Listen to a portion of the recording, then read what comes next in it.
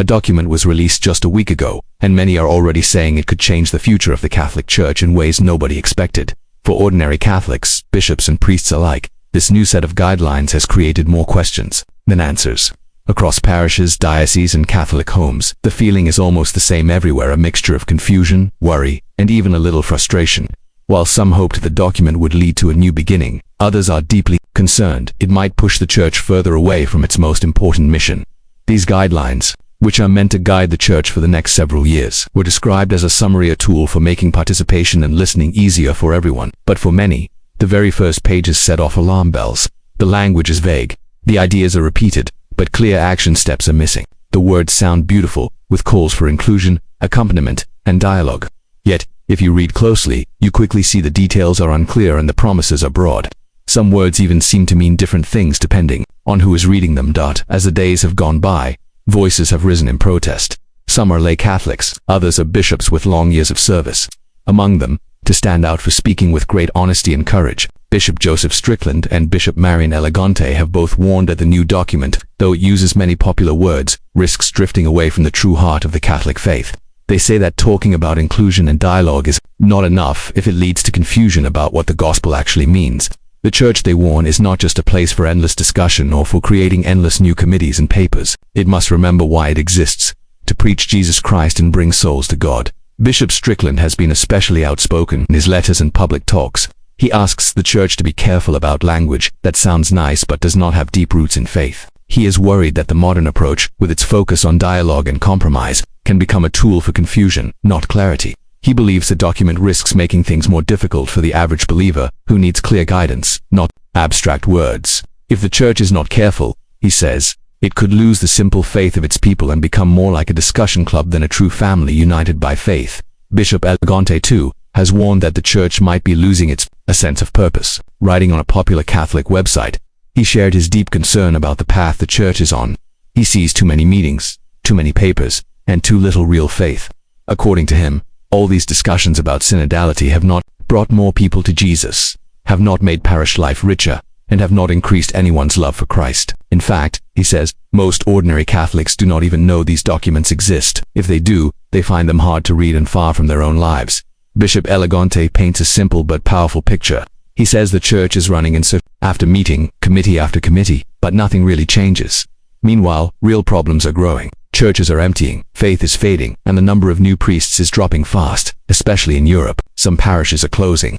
Some priests are asked to serve 5 or even 6 communities at once. There is also a growing sense that the Mass itself, the center of Catholic worship, is losing its sacred character. People notice too much confusion, too little reverence, and a loss of focus on the presence of Christ in the sacraments. For Bishop Elegante, the solution is not more documents or more complicated projects. The Church, he says, must get back to basics. It must preach Jesus clearly and courageously, especially in places like Europe, where so many have forgotten him.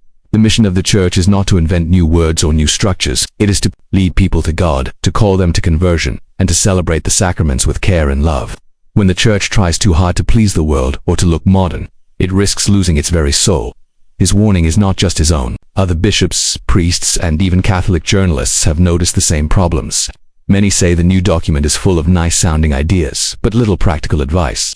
Some, like those at Catholic World Report, warn that the language is too broad, and that trying to make everyone happy could water down the faith until it means nothing. Others, like the writers at fspx.news, call the document bureaucratic, full of technical words, but empty of real spiritual meaning. Some news outlets, such as The Pillar, have pointed out that the document is so abstract that most Catholics will struggle to understand it or apply it in their lives. The Catholic News Agency is focused on how the biggest, most debated topics like women, deacons, or LGBT issues are being postponed for later, making the whole process feel indecisive and slow. Even Catholic newspapers that usually support the synodal process are now saying the text is weak and far below what people expected. Everywhere, the critics seem to agree on one thing: the Church is talking too much and deciding too little. Their biggest concern is that in all this talk about dialogue and new ideas, the true teaching of the gospel and the solid truths of Catholic doctrine are being left behind. They warn that the faith is not something you can endlessly debate or water down with vague promises. It is something real, strong, and clear, and it needs to be preached as such. Bishop Elegante and others add that while everyone is busy discussing new guidelines, the Church is ignoring its real and urgent problems. The first of these is the crisis of vocations. Very few young people are becoming priests, and many seminaries are almost empty. This is already changing the face of parish life. Some dioceses are having to merge communities, close churches, and stretch priests thinner and thinner. Another deep problem is the way Mass is celebrated.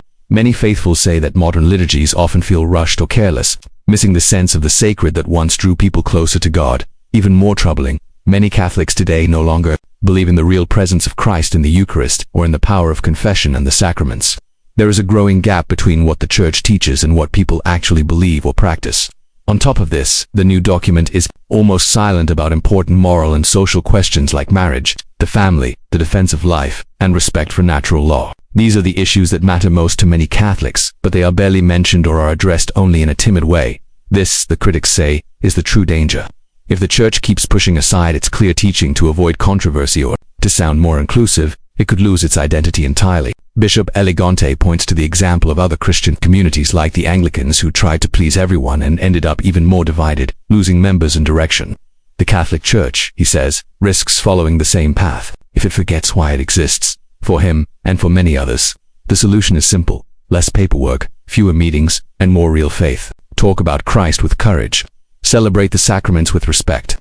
Invite people to conversion, prayer, and a deeper love for God. That, he says, is what the Church should be doing, not inventing endless new committees or documents that nobody reads. This call for clarity and focus is now coming from all directions. Bishops, priests, journalists, and lay Catholics are asking the Church to return to what really matters. The true work of the Church is to preach the gospel with strength, to guard its teachings, and to serve the people, not to drown in endless paperwork or to lose itself in empty language. The new document, instead of offering real answers, has to become a symbol of this deeper problem.